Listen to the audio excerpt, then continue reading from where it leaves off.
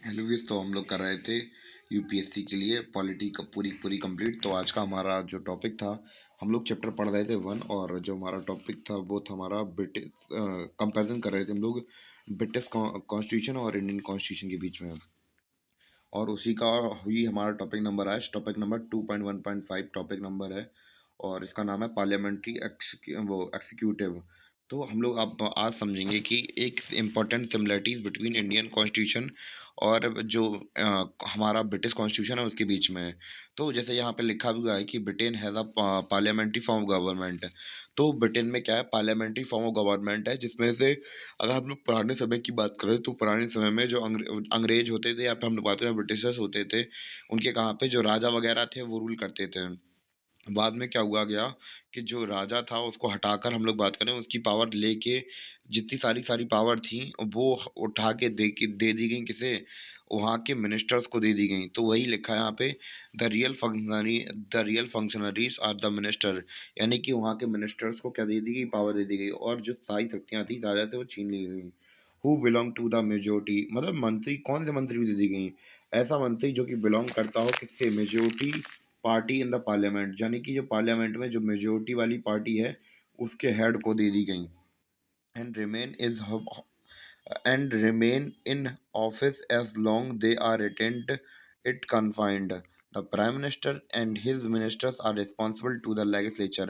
यानी कि जो प्राइम मिनिस्टर हैं और जो मिनिस्टर्स हैं दूसरे, वो रिस्पॉन्सिबल होंगे किसके लिए, किसके लिए जवाबदेही, किसे जवाबदेही देंगे, लेजिस्लेचर को देंगे, फॉर देयर एक्ट, जो भी वो काम करेंगे, एंड पॉलिसीज।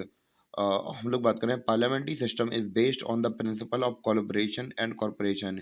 यानी कि जो पार्लियामेंट्री, यानी कि ब्रिटिश का जो पार्लियामेंट्री सिस्टम है वो कोलैबोरेशन, यानी कि सही मतलब कि अलग अलग लोग आके मिलें और कॉरपोरेट करके आराम से काम करें। बिटवीन किसके बीच में कॉरपोरेशन, किसके बीच में कोऑर्डिनेशन और corporation, executive and legislature organs के बीच में corporation.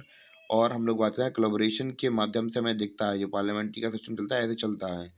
Executive in the British has individual legal responsibility. यानी कि हमसे कहा जा रहा है कि ब्रिटेन के अंदर क्या होता है कि जो ब्यूरोक्रेसी होती है उन वो हम लोग बात कर रहे हैं कि एग्जीक्यूटिव, यानी कि एग्जीक्यूटिव जो पहला पार्ट होता है ब्रिटेन के अंदर, वो क्या होता है, लीगल रिस्पॉन्सिबिलिटी होती है, और इंडिया के अंदर लीगल रिस्पॉन्सिबिलिटी नहीं होती है, किसकी, एग्जीक्यूटिव की।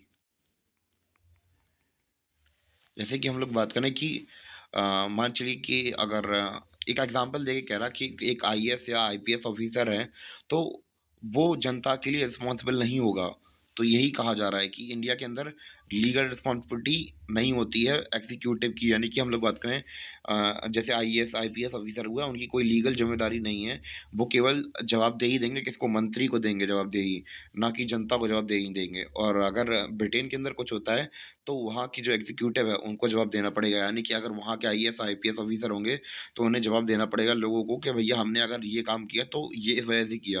यानी कि अकाउंटेबिलिटी कि हम लोग जो इंडिया में देते हैं वो मिनिस्टर्स वगैरह को देते हैं, ना कि हम लोग किसी जनता को देते हैं। जवाबदेही मंत्रियों की होती है, ना कि ऑफिसर्स की। तो ये हमें देखने को मिलता है।